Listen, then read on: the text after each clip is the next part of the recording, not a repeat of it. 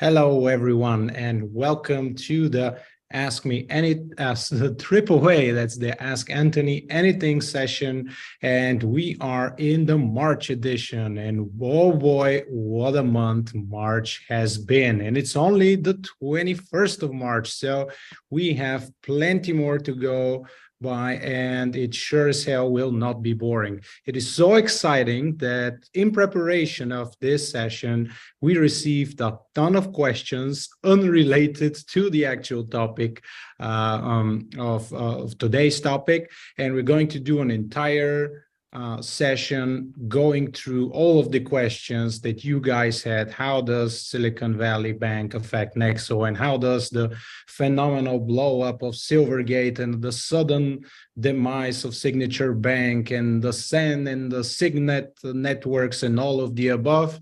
Short answer, it does not affect Nexo. We are operating business as usual. We have a well-diversified network of banking partners, but with that out of the way, we are going to do an entire session on this early January, and we'll do a deep dive into those questions. And today, I have something really special for you. We have a sit down with Joshua Frank, who is a senior key figure in the TIE, a provider of real-time analytic tools, information for digital assets services that has already been incorporated into the Nexo Pro platform and is an integral feature of the platform, so much that perhaps not all of you are aware that this is not something that we have natively at Nexo, but a product that we have partnered up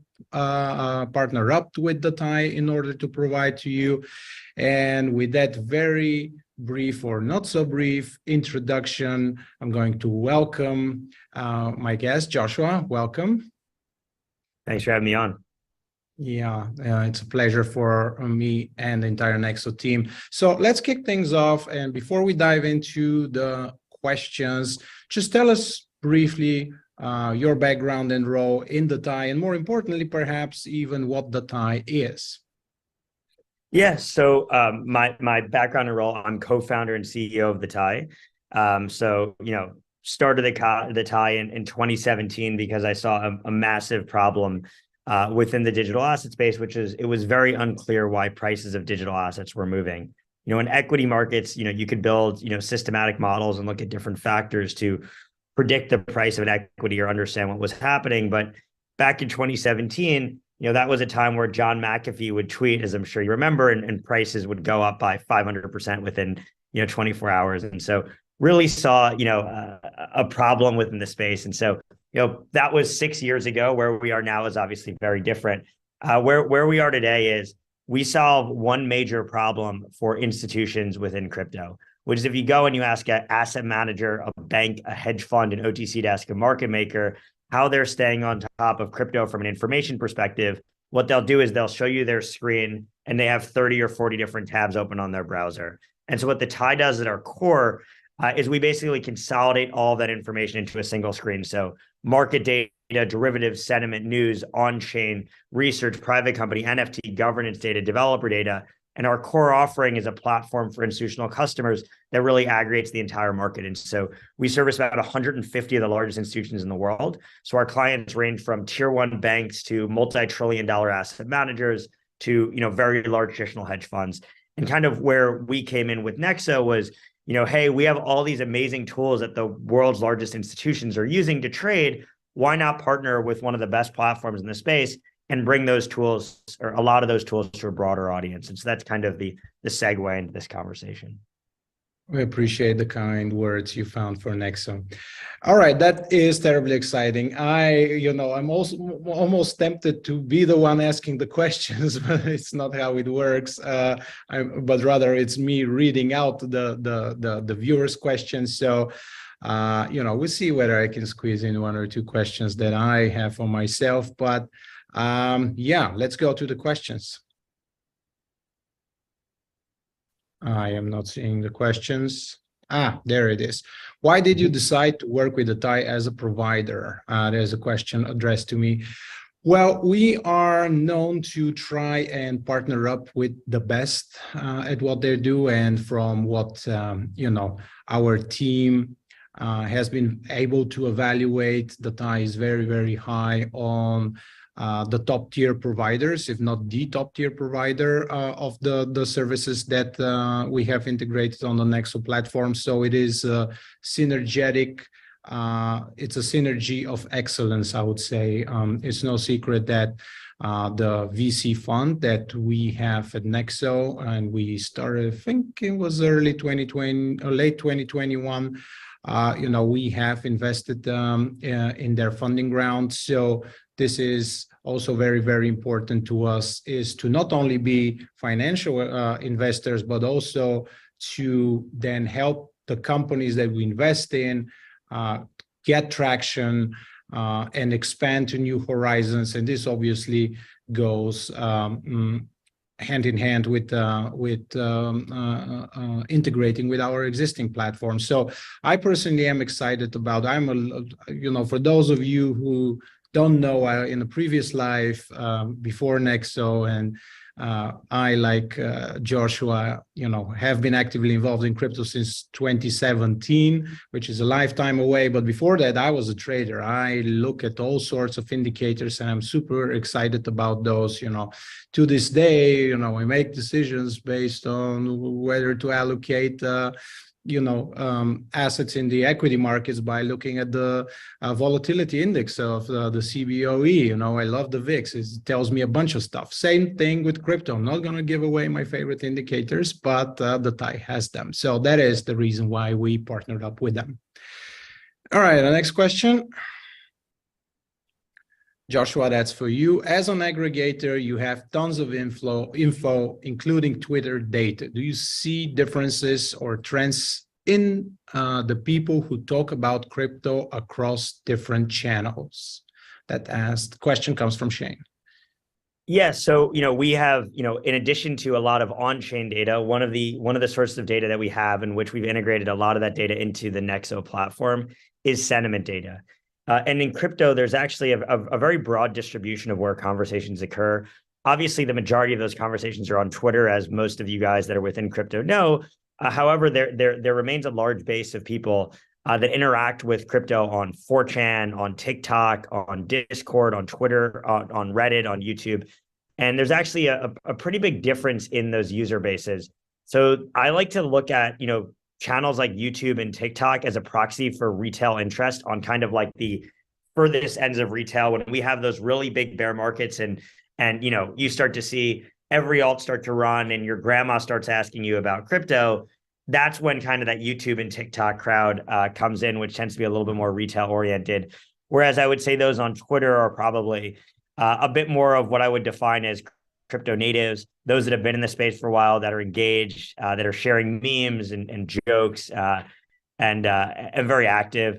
Whereas Reddit is kind of similar-ish, and 4chan, I guess I would say, is a little bit more degenerate, is probably the right way to describe it. There are a lot of projects that kind of emerged out of 4chan. So a great example of that was Chainlink, really came out of 4chan. So it's worth kind of monitoring all the platforms, but we've specifically integrated into Nexo, which I think is by far the most important platform, is Twitter. Twitter is kind of the epicenter of conversations in crypto. And we're seeing, anywhere from 300,000 to 400,000 tweets a day coming from non-bot accounts. So it's just specifically about crypto. So it's a very, very large sample set of information. Right. And you said my trigger word, bots. So can you tell us, this question I'm going to ask, how do you fight the noise created by bots so that it doesn't muddy up the picture, the accurate picture that you're trying to provide to our clients? Yeah, it's definitely a challenge. And so there's actually a couple of things that are a challenge. So the first challenge is trying to assess whether a tweet is relevant to a particular asset. And that's actually not trivial. So for example, if you take Avalanche, Avalanche is obviously a cryptocurrency that we all know, but Avalanche is also a hockey team in Colorado. It's also a weather event, right? And so you have these kind of issues where sometimes these cryptocurrencies are generic words, like for example, near is a crypto, but something could be happening in the near future, right? And so you could have kind of all of these kind of topic model issues, which is the first thing that you have to solve. And then the second thing is how do we once we figure out that these messages are actually about crypto, how do we make sure that those messages are coming from real accounts? And so there are a bunch of different things that we do. We actually are doing 13 different things. One of the things that we're doing is looking at their follower to follows ratio. So if somebody follows 900 accounts and has one follower, that's generally a decent way to, to weed something out. We'll look at its history of the account. So if the account's only been around for a week, right, we're not going to score that the same way as an account that's been around for 4 years. If the account only tweets about a particular asset, that is also a red flag, right? So if the account is only tweeting about, I insert random token, right? Chances are that's an account that token created. And there's a bunch of other things, even looking at is the account mentioning 6 tokens in a tweet? So a lot of times there are accounts that will just push out the prices of the top 10 cryptos all the time, right? That's not a real account. So there are a number of different things that we're doing, even to the point of trying to assess, the accuracy of kind of the predictions that the account is making and things like that to ensure that the conversations that we're picking up are from real accounts. Okay, and one more follow-up from me, just, depending on your answer, I might, get some virality for you, but how do you think Twitter and the bots have changed since Elon Musk took over Twitter? Oh, man. Yeah, I don't think it's changed that significantly. I think a lot has changed about Twitter. Yeah. I don't think that there's been a real big change in. Maybe there's a bit of a pickup in bot activity, but I don't think it's significant in one way or another. Unfortunately, that's not the best answer ever. But I don't think we're not seeing a massive difference. I mean, we're seeing kind of the same thing, which is in some cases, tokens are seeing up to 90 to 95% of their tweets coming from fake accounts on the kind of worse end. But that hasn't really changed. Right. Well, it's an honest answer, so we appreciate that. All right, next question is for me. Will there be ways to set up notification trades, automatic actions on Nexo Pro based on certain trends in the insights of this section?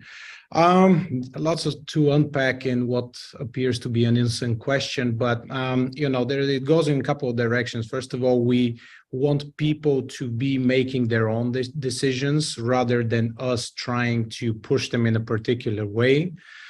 We don't do that. We find this, wrong on a number of different levels, and we are not financial advisors. That's another thing. And we believe in the ethos of our collective blockchain space, which is to generate financial freedom and in a way that you see fit. So rather than, saying, token XYZ is hot right now, it's up 15%, so perhaps you should pick up some. We would like to give you the tools with our friends and partners at the TIE to set up your own alerts, to set up your own trading setup in the way that you see fit so that those can help you achieve your particular goals rather than us guide you in a particular direction. So this is what we are about, actually building the infrastructure. It will give you the capability to customize and personalize your trading setup so that you can make the decisions that are right for you. And I would add as well, actually the ability to add alerts, but they're all custom to you. So they're not automatic trades. But for example, if you want to set an alert anytime Bitcoin sees an increase in Twitter activity or an increase in price, if you think that is a strategy that you'd like to trade off of, you can set an alert and you'll get notified when that alert criteria is met. Right. Yeah, going back to the VIX, I still have my alert for the VIX when it reaches 80, which was the the COVID level. So if it ever were to trade there, I'm market buying everything I can get my hands on. All right, moving on to the next question. Josh, it's for you. How often will the newsfeed be updated and which are the sources that will be used? So the newsfeed is updated every source is updated every minute or faster, but the newsfeed is actually going to be updated faster than every minute. So it's constantly going to be updating. I'm not sure the exact speed, but I think around 10 or 15 seconds. So it's very fast. So I'd sit on that all day. There are lots of things that will come in. What sources will be used? So we're pulling from crypto native sources, which could be anything from CoinDesk to Blockworks, The Block to Cointelegraph, and a bunch of other sources like that. More traditional finance publications. So you can think of that like the Wall Street Journal, the Financial Times, and sources like that. Technology publications, really any kind of publication or source that could be writing on crypto. So there's a few hundred different sources that the news feeds are being created based off of with updates, as fast as every 15 seconds. Yeah, so don't go wild on the personalized alerts and setups. Otherwise, your screen time will explode, and we don't want that. All right, moving on to the next question. You said that the tools from the new integration are mostly available to institutions. What does this mean, and why is Nexo providing them to individual traders? All right, well, taking a step back, when we launched Nexo Pro, the whole idea was to give you guys the tools and means to trade like the professionals, because, the markets have gotten more sophisticated than what me and Josh talked about earlier in the conversation. 2017, you could do a manual arbitrage between something like Kraken and Coinbase. No longer the case, even though some arbitrage opportunities are re-emerging. But the point is that the markets have gotten so sophisticated that you as an individual trader should, by all means, have access to the same tools as the professionals, so that you have a better fighting chance, because, investing in crypto, as in all markets, is challenging. It is a complicated job. There's this old adage that the stock market is punishment by the devil to people that think they can make money out of nothing. So, and I think there's some truth to that, especially if you cross out the devil and, substitute it with something less demonic. But the point stands. So this is what Nexo we have always been about, providing you institutional grade tools. You would remember that we were the first ones to give aggregate access to liquidity and aggregated order book to the retail, something that is hugely important that no institutional desk or high frequency trader would trade without, to guarantee you best price execution, deepest possible liquidity, all of the above. And what we are doing with the TIE is just a natural extension of this philosophy, and that's why we are so excited to be bringing up onto the platform all of these capabilities which are available to the institutional trader. All right, next one. Joshua, that's for you. To what extent will I be able to adjust the on-chain activity indicators, and how close to the real time will the data be updated, asks us Sam. So there are a large number of different on-chain indicators that we've integrated into Nexo to kind of cover a bunch of them. One of my favorite indicators is 1 hour exchange net flow, which basically tells you the net inflow or outflow from exchanges over the last hour. And that's really helpful because if you think about it, obviously the last few weeks aside, because of stablecoin flows are a little bit different. But if you think about it, if people are sending stablecoins to exchanges a lot, what are they more likely or more possible to do? It's purchase assets, right? If you're sending stablecoins to exchange, generally what you'd be thinking you'd be doing would be purchasing assets. If you're removing assets from an exchange, like imagine users are removing a tremendous amount of, let's take, for example, an asset that we have on the platform, Uniswap. If users are removing a ton of Uniswap from exchange or Link from exchanges, right? That means that the user is more likely to hold them. So that's an example of a metric that we have. We also have TVL related data, which is really cool. So you can track the total value locked in these different platforms. And we have metrics ranging from the number of active addresses to the number of transactions on chain and things like that. The data is actually updated on a block by block basis for almost every metric. So we run nodes on different chains. And so we're tracking this data in real time. So, you're getting the data as fast as our institutional clients are getting it. Nice. All right, next question. That's for me. Do you plan to integrate insights from the TIE in Nexo's other products, such as the retail platform, for example? Yeah, we obviously are looking at that option as well. We are assessing whether it makes sense, and whether it makes sense is something that we have to see, just by looking at the platform, the retail behavior, and by how much people that are left on the retail platform, those who have not left the retail platform to go to the Nexo Pro, are underserved, because it might be that everybody who is interested in those insights brought from the TIE are already on the Nexo Pro platform, and it doesn't make sense to do the whole software design and integration for the retail product, because nobody would use it. So it's something that the team is looking at internally, and they will make that decision. I'm sure it'll be the right one. All right, next one. Joshua, how can I be sure that the data provided by the TIE is timely and accurate?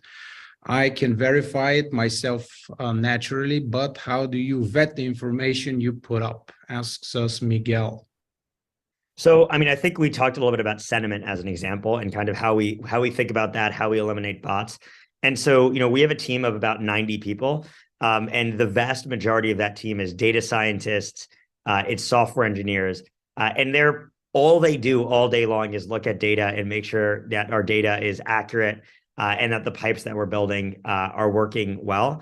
In terms of timeliness, I mean, you can see that data updating in real time on the platform, right? I mean, you can see the data ticking, you can see the new news feeds coming in. In terms of accuracy, I mean, that's an initiative that we spend a tremendous amount of time on.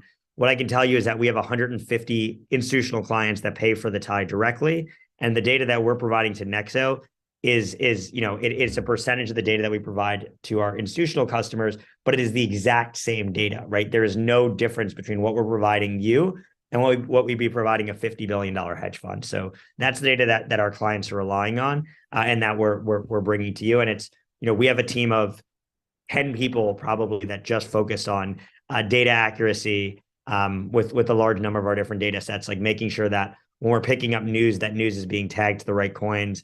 The sources that we're supporting, if they go under, we have automatic checks to make sure, like, hey, we haven't gotten a new news story from the source, make sure to replace it and find a new link, or anything like that. So it's a huge initiative that we spend a tremendous amount of our time on, because it's what our business is built on and what our clients rely upon.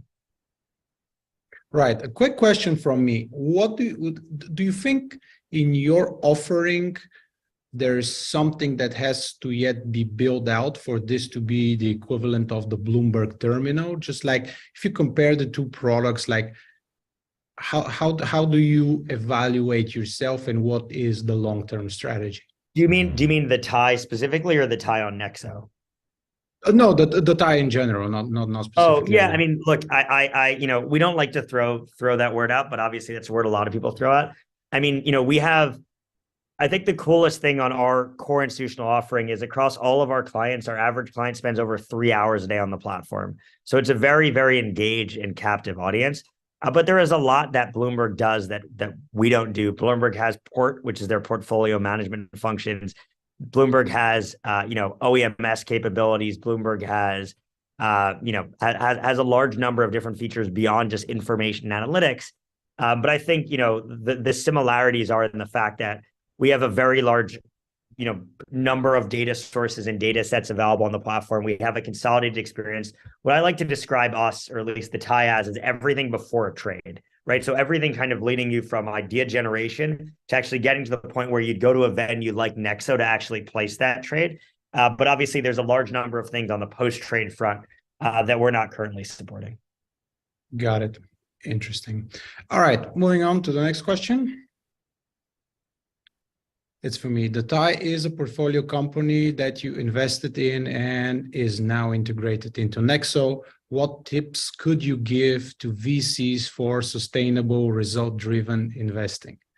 Okay, I can't help myself but say the first and best advice I can give VC funds is to not hold their assets in Silicon Valley Bank, but I don't know, probably terrible joke. I do have sympathy for those who were holding assets there, and they'll be able to recoup them. But kidding aside, I think the best thing that a VC can do is what we are trying to do, is to invest in products and services and projects that, add value to an ecosystem, and that you do your investments around a particular ecosystem, because this is what actually fosters the growth of this particular ecosystem and your investment. And then it gets a beautiful process of you helping grow this space and this sector in a way that you connect the different companies.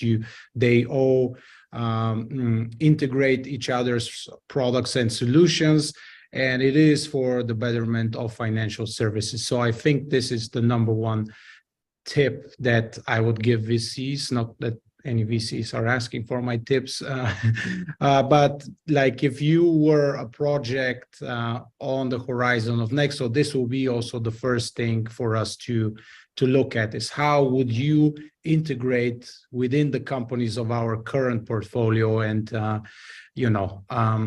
this is the beauty of our investment with the ties, that they have a great product which integrates seamlessly with our product, and obviously a bunch of other different products. And we're not by any means jealous by that, but rather are happy that this is the case, because this is how we grow the space. We don't view this as competitors, but rather as a collective action that helps everyone.